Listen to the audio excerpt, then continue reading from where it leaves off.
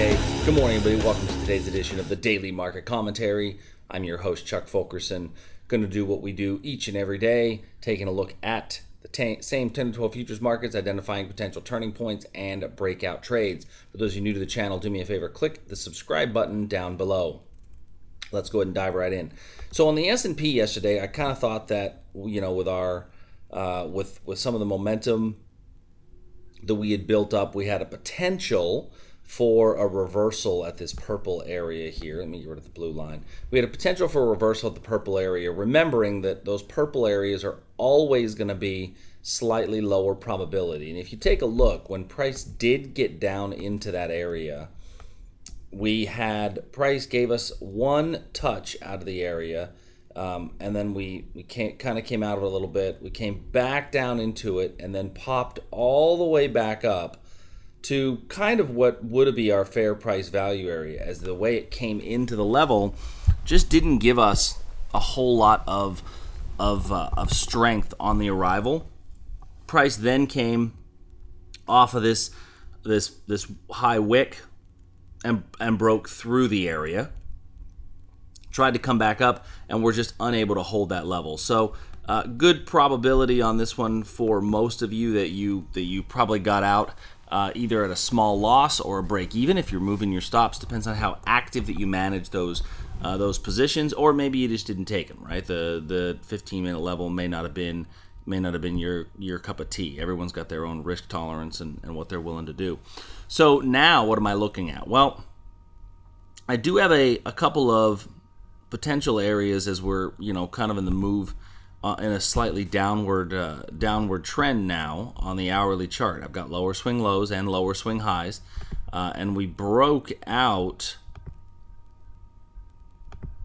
We've got a little bit of a trend here.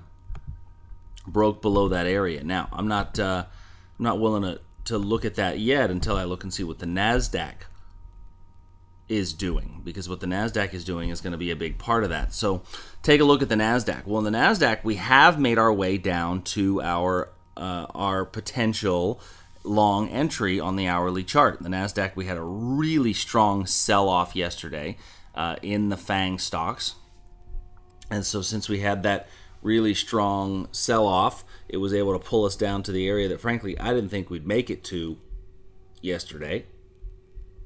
Kind of felt like it'd be a little tough to get down to that area, and so what I'm going to do is put a little spot in up here. And I don't normally want to be too much of a seller at these all-time high regions, but that is a really nice looking area right there, especially since it was an area of support in the past. So let's see if we get much of a move off of here. I will tell you, if you're already long this thing, I'd be looking fairly quickly at moving my stop to break even, because we had this fair price value area just before the entrance. So if you did have an overnight position set and you did get in, I would definitely have a quick profit target in place on that one. Crude oil. Crude oil is another one where we just came into the level and were unable to get any sort of reversal off of this level that we added yesterday. It's still, you know, kind of being a little bit choppy. So you know, it's still not a completely failed level, although we broke through the bottom of it. So for me, it's a failed level, right? So depending on your risk tolerance and your width, I know some people may have taken their level all the way down to this bottom wick right here, in which case you still may be in the thing. I do not have that in play. My level ended at this at basically this red candle. This one red candle right here was the width of my area, and it blew through for a small stop out. So once again, this is why I don't do exact results here on the daily market commentary, because everyone's going to have different results based on their risk tolerance, right, and how wide they make their zones, and then how they manage and adjust their stops. Gold. So gold, we got a really nice move off of our level. I tweeted yesterday that it was kind of just, you know, looking like a fairly weak move. Did wind up hitting what would be a decent target, which would be the opposing area here of this demand area.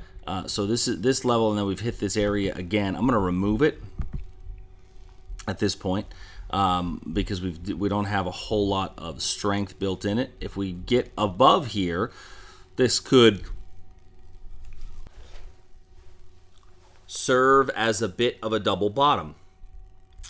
You know, but I'm not sure it's going to get to that region or you know, from that area. I've taken the level off, worked out for a nice small profit for those of you that were able to jump in on that one.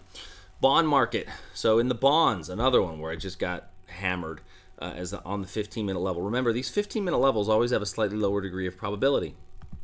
It came into the level, blew right through that one, was unable to really hold. And then on our euro level that we identified yesterday, price came into this little region.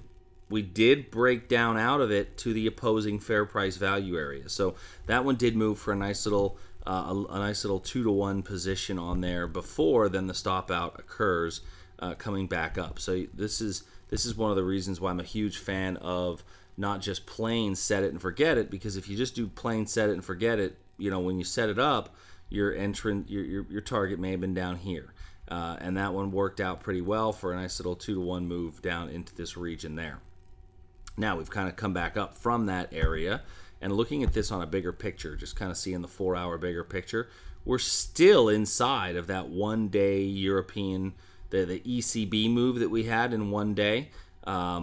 We're still inside that price movement, and we've come up to the top of it but been unable to pierce it.